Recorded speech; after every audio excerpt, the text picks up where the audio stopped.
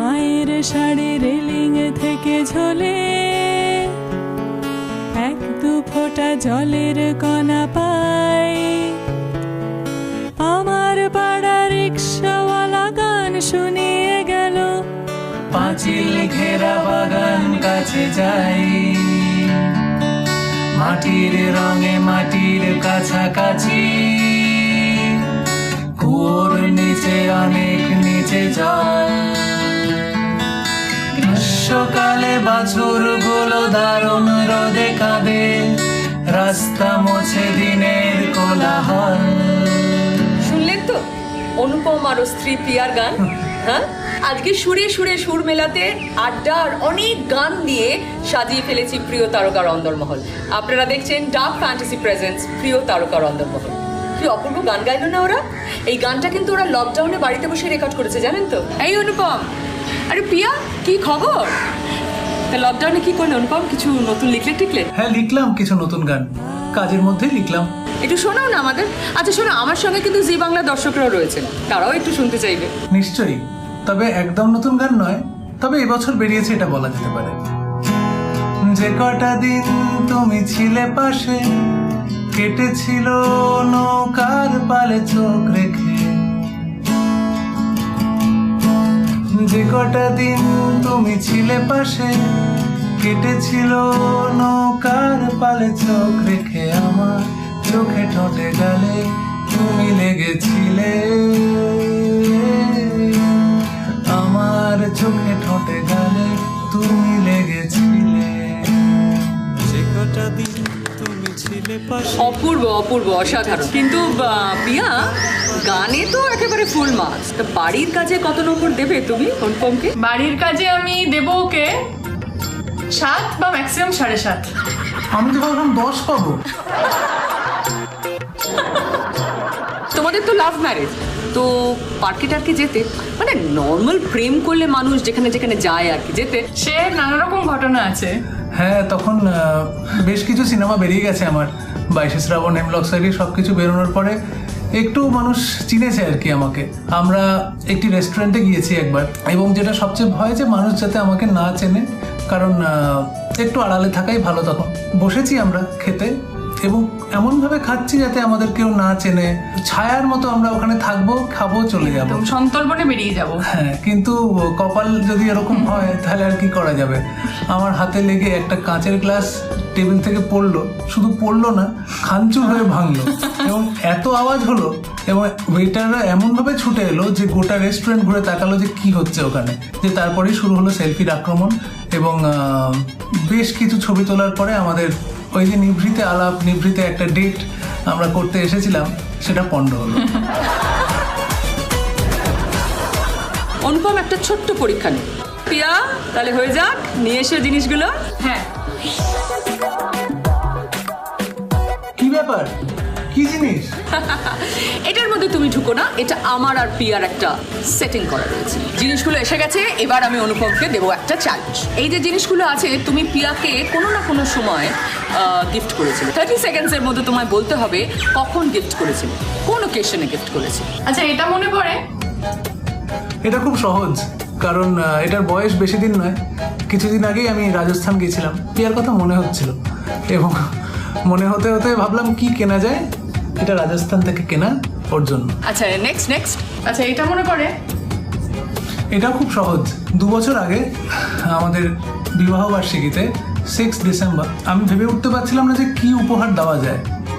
তা ভাবলাম প্রিয়া যদি আরেকটু সময় মতো চলে এবং সময় মতো থাকে, তাই জন্যই ওর জন্য একটা ঘড়ি কিনি আমি।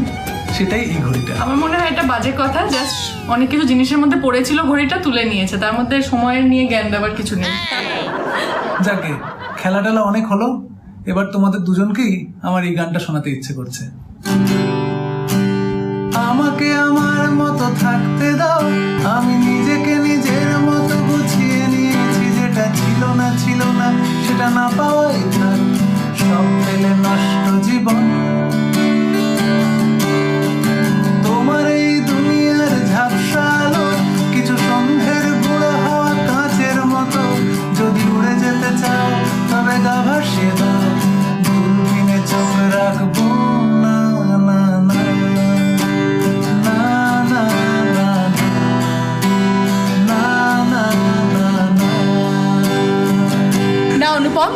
তোমার মতো আমরা থাকতে দিতে পারছি না, কিছুতেই পাচ্ছি না। কেন?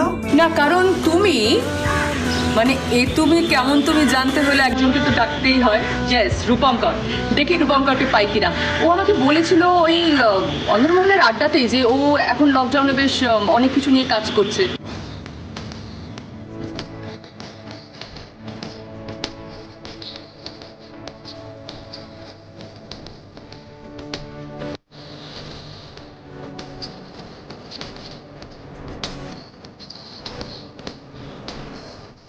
শুনে নেবো ওর কাছে কি কি করছে।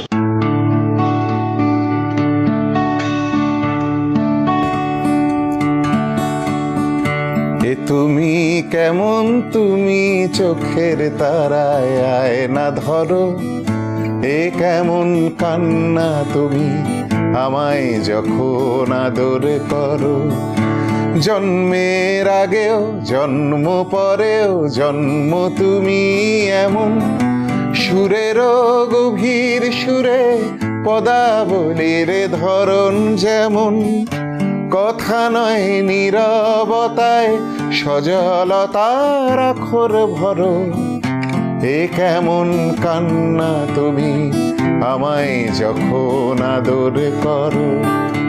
এ তুমি কেমন, তুমি চোখের তারায় আয়না ধরো, এ কেমন কান্না তুমি আমায় যখন আদর করো। ভীষণ ভালো হয়েছে, ভীষণ ভালো হয়েছে। আচ্ছা রূপঙ্কর, তোমার কাছে এটা আমার মানে এটা একদম আমার নিজস্ব একটা প্রশ্ন। আমি জানি না দর্শকরা কতটা জানেন যে তুমি কিন্তু থিয়েটারও করো, তাই তো? হঠাৎ অভিনয় কেন? মানে এটা কি হঠাৎ না আগেই করতে? And why theatre? নাটকের সাথে অ্যাক্টিভিটিস এটা শুরু হয়েছিল আমি কলেজ যখন শেষ করছি সেই সময় থেকে। তখন নান্দিপট বলে একটি দলে আমি যোগদান করি এবং সেখানেই বেশ কয়েকটি খুব সেই সময়ের কয়েকটি খুব গুরুত্বপূর্ণ প্রোডাকশনের সাথে আমি জড়িত ছিলাম। ওইখানেই আমার চৈতালির সাথে আলাপ হয়। ওই নাটকের দলেই আমরা, চৈতালি ওখানে অভিনয় করতো। 7 বছর আগে আমাদের একটি দল তৈরি করলাম, দলটির নাম কৃষ্টি পটুয়া। নাটকের প্যাশন আমার চৈতালির, আমাদের দুজনের ভীষণভাবেই রয়েছে। চৈতালির তো আরও বেশি আমার থেকে, আমারও রয়েছে। আমি নাটক লিখিও, নাটকে সুরও করি, সুতরাং নানা রকম ইনভলভমেন্ট রয়েছে নাটকের সাথে। স্বাস্থ্য কাকে বলে? আমি জিজ্ঞাসা করছিলাম মহাশয় শরীর গতিক। হো, তাই বলো। Too good, too good. তোমার মনে আছে রূপঙ্করদা, ব্যাঙ্গালোরে একবার একটা অনুষ্ঠান হয়েছিল গানের, সেখানে তুমিই ছিলে মূল শিল্পী। তার আগে আমি একটু সুযোগ পেয়েছিলাম স্টেজে খানিকক্ষণ থাকার, তোমাকে এবং বাকি সবাইকে একটু গান শোনানোর। আমারও গান ভীষণ ভালো লেগেছিল ওখানে, ভীষণ ভালো লেগেছিল, বিশেষত লিরিক্স খুব ভীষণ ভালো লেগেছিল। আমি ওকে আমার জন্য গান লিখতে, কম্পোজ করতে অনুরোধ করেছিলাম, রিকোয়েস্ট করেছিলাম। হ্যাঁ, তারপর তো আমি পুজোর সময় একবার কলকাতায় আসি, আমার গানের খাতা নিয়ে পৌঁছে যাই একডালিয়ায়। তুমি বলেছিলে দেখা করতে, আমি গান নিয়ে গিয়েছিলাম, কিন্তু সেটা শোনানোর পরিবেশ ছিল না। তারপর তো আমার অন্যভাবে আত্মপ্রকাশ ঘটে এবং মানুষ আমার গানের সঙ্গে পরিচিত হয়। রাতারাতি অনুপম স্টার হয়ে গেল একেবারে। এবং তারপর আমরা কাজ করলাম, মানে আমি অনুপমের সাথে কাজ করলাম প্রথম, সেটা হচ্ছে 22শে শ্রাবণ ছবিতে। তারপর থেকে তোমাদের মিউজিক্যাল অ্যাসোসিয়েশনটা আরো গভীর হয়, তাই তো? একটু শুনি না বিখ্যাত গানটা। গভীরে যাও, আরো গভীরে যাও, গভীরে যাও, আরো গভীরে যাও, এই বুঝি তল পেলে ফের হারালে, প্রয়োজনে ডুবে যাও।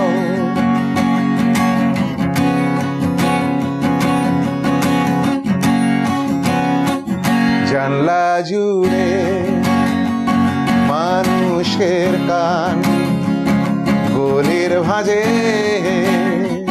ভ্রমরের প্রাণ, গণিকার গান লেগে থাকে তার ডানায়, তার অন্ধকারে ছটফটিয়ে মুখ ফেরানোর দায়, তার উড়ে আসা ধূসর চোখে সিগারেটের ছাই। তাই গভীরে যাও, আরো গভীরে যাও, তাই গভীরে যাও, আরো গভীরে যাও, গভীরে যাও, আরো গভীরে যাও, তাই গভীরে যাও, আরো গভীরে যাও। বাহ, সত্যি মনটা পড়ে গেল। This is one of my favourites, you know. কি মহুল, গিটার বাজানো হয়? বাবার সাথে গিটার বাজায় বিভাস আঙ্কেল। বিভাস আঙ্কেলই আমার শেখাচ্ছে। এই লকডাউনের কদিনই শিখছি, মানে আমি একবারে বিগিনার, আর বাবা মাঝে মধ্যেই হেল্প করে। এই শোনো, তোমরা একটু গল্প করো, আমরা একটু খেয়ে দিয়ে এসে আবার জয়েন করছি। ওকে। আচ্ছা, খাবার দাবারের কথা যখন উঠলো তখন তো আরেকজনের কথা খুব মনে পড়ছে। কে রাঘব? দেখো দেখো দেখো, রাঘবকে ধরি তাহলে, কি রূপঙ্কর? ওকে। হ্যালো, হ্যালো, কেমন আছো রাঘব? এই দেখি আছি। খাওয়া দাওয়া চালু আছে মানে রাঘব ভালোই আছে। এই রাঘব, তোমার মনে আছে ওই পার্বতী ভান্ডারের কেসটা মনে আছে গুরু? ওসব বুঝে আমি কিন্তু কান দিও না দেব জানি। এই কি কি আমি শুনি একটু। হ্যাঁ, 96, 97 এই সময়, 96, 97 সালের কথা। তো তখন আমার গাড়ি ছিল না, বুঝেছো? তো আমি আর রাঘব মেলোডিসকে কাজ করতে গেছি, দেবুদার কাজ, দেবজিৎ মিশ্রের কাজ। সবসময় ওর সাথে যাই ফিরতাম তা না, কিন্তু ওকে বললাম যে আমাকে একটু তাহলে শ্যামবাজারে ড্রপ করে দেবে। তখন বললাম চলো। তো শ্যামবাজারে এসেছি, তখন সন্ধ্যে 7টা বাজে।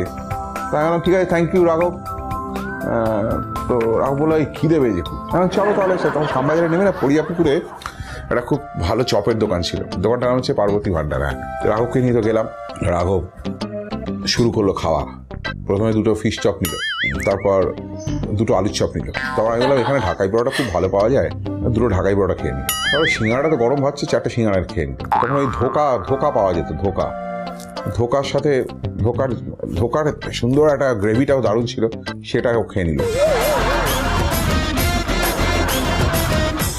ভাবা যাচ্ছে না কিন্তু। এই না মহুল, আমাকে একটু হেল্প করো না প্লিজ। একটা ধাঁধা, একটা কিছু গেম খেলি চলো। আমার মাথায় কিছুতেই কিছু আসছে না। আমি একটা ধাঁধা বলছি, একটা সেন্টেন্সে 3টে গান লোকানো আছে, 10 সেকেন্ডের মধ্যে সেই 3টে গান আইডেন্টিফাই করে গাইতে হবে। এই আমি হেল্প করবো? আমিও কিন্তু হেল্প করে দিতে পারি। নো, কোনো হেল্প হবে না, কেউ কাউকে হেল্প করতে পারবে না। মহুল চলো শুরু করো। তোমার 2 চোখ যত দূর যায়, আমার মনটা তত দূর ছুটে ছুটে যায় পাশের বাড়ির গ্রাউন্ড ফ্লোরে। আরেকবার বলছি, তোমার 2 চোখ যত দূর যায়, আমার মনটা ছুটে ছুটে চলে যায় পাশের বাড়ির গ্রাউন্ড ফ্লোরে। তোমার সময় শুরু হচ্ছে এখন। চলে এসো আজ রাতে, চলে এসো আমার সাথে প্রিয়তমা, তোমার 2 চোখ যত দূর যাব আমি তত দূর প্রিয়তমা, প্রিয়তমা।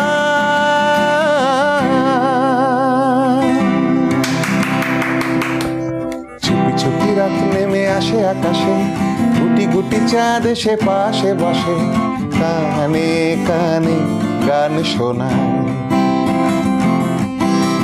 কোটি কোটি তারা জ্বলে ওঠে আবার, ছুটে ছুটে চলে যায় মনটা, আর আমি আকাশ পানে হাত বাড়াই। न जाने क्यों दिल यूं सताए, बीते है रात पर नींद न आए, जागी जागी जागी आंखों में सपनों के साए, सजते हैं यूं कि नींद न आए, ला ला ला ला ला ला कि नींद न आए। অসাধারণ। 3 নম্বর গানটা যদি মাথায় আসছে না তো কি বল, বলে নো চিটিং। হে ভগবান, নিজে ধাঁধা দিয়ে নিজেই উত্তর বলে দিচ্ছি। কি মেয়ে বাবা। ও চাঁদ তুই কৃষ্ণ কলি বৃষ্টি এলে, ও চাঁদ তুই আশকারা দিস জানলা খুলে, ও চাঁদ তোর পাশের বাড়ির গ্রাউন্ড ফ্লোরে কাচের চুরির দোকান আমার কেষ্টপুরে চাঁদ, ও চাঁদ ও চাঁদ ও চাঁদ ও চাঁদ। শিব বাবা দের দরদে চাঁদো চাঁদো চাঁদো ও চাঁদ তোর বান্ধবীদের সঙ্গে যাব কথা যখন উঠলো চাঁদের, তখন রাঘব হয়ে যাক তোমার সেই বিখ্যাত গান। All the best. চাঁদ কেন আসে না আমার ঘরে, চাঁদ কেন আসে না আমার ঘরে, সেই অভিমানিনী আজও তো বলেনি, অভিমানিনী আজও তো বলেনি আসবে কিনা সে ফিরে। ও চাঁদ কেন আসে না আমার ঘরে, চাঁদ কেন আসে না আমার ঘরে, আসে না আমার ঘরে।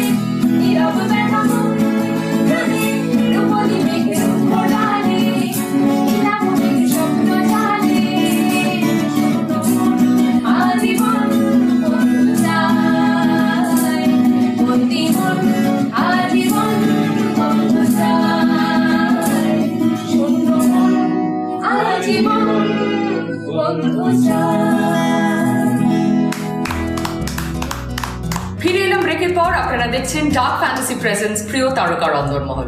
আজ আমাদের সঙ্গে আড্ডা মারছে রূপঙ্কর, রাঘব আর অনুপম, আর রয়েছে তাদের পরিবারের মানুষরা। কি অসাধারণ গাইলে গো গানটা তোমরা। এর মধ্যে আমার যেটা খুব ইচ্ছে, যেটা খুব সম্প্রতি ভেবেছিলাম শুরু করবো, সেটা একটু পিছিয়ে গেল। সেটা হচ্ছে যে ওদের সুরে আমি একটা অ্যালবামের গান তৈরি করবো, যাতে ওরাও গাইবে আমিও গাইবো, ওদের সুরে আমি গাইবো আমার সুরে ওরা গাইবে, এরকম একটা খুব কম্বাইন্ড অ্যালবাম খুব শিগগিরই তৈরি করার ইচ্ছা আছে। All the best. আমরা কিন্তু অপেক্ষায় রইলাম। হ্যাঁ, আমার খুব ভালো লাগে রূপঙ্কর দা মহুলকে, রাঘব দা যেভাবে আনন্দীকে, আহিরিকে গানের তালিম হোক গানের মধ্যে রেখেছে, মিউজিক্যালি রেখেছে, এটা আমার ভীষণ ভীষণ ভালো লাগে। এটা আরেকবার বাজাতে, এটা বাজা সি জি, এটা বাজাতে বাজা।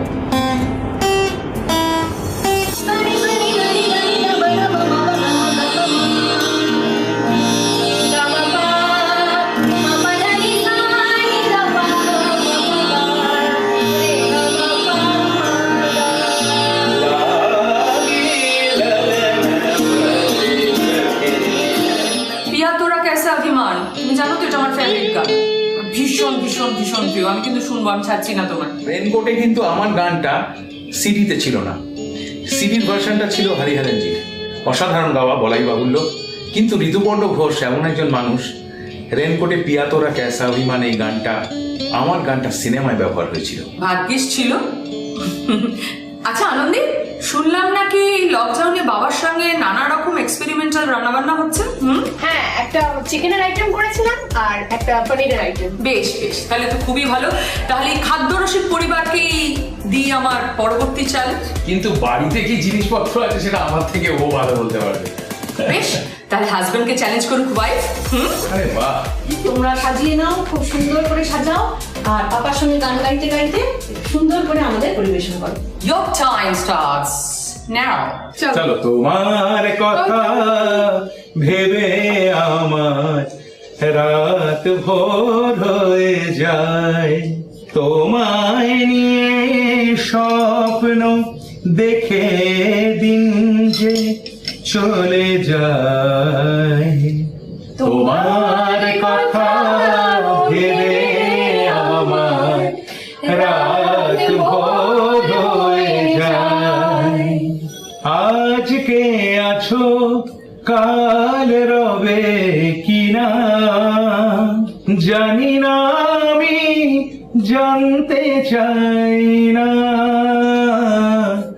তোমায় নিয়ে গড়িত ক্ষণিকে খেলাঘর।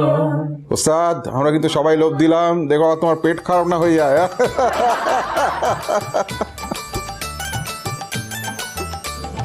ও লাজবাব কাস্টার্ড। ক্যারামেল কাস্টার্ড কতদিন খাইনি। এ রাঘবদা এসব বলো না। আচ্ছা শোনো, খুব ভালো আড্ডা মারলাম, এত গান শোনা হলো। যাই হোক, আমাকে তো যেতে হবে, ইচ্ছে করছে না, তবুও কোনো উপায় নেই, সময় হয়ে গেছে। কিন্তু একটা কথা, তোমাদের তিনজনকে যখন একসঙ্গে পেয়েছি, যুগলবন্দি না করে তো আমি এখান থেকে যাচ্ছি না।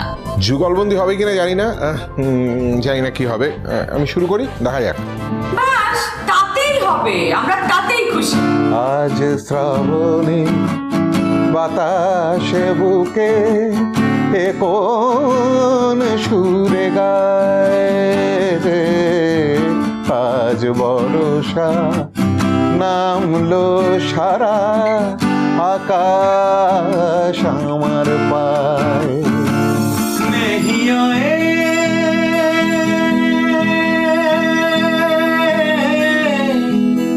नहीं आए केसरिया बालमा हमार अंगना बड़ा सुनसान पिया तोरा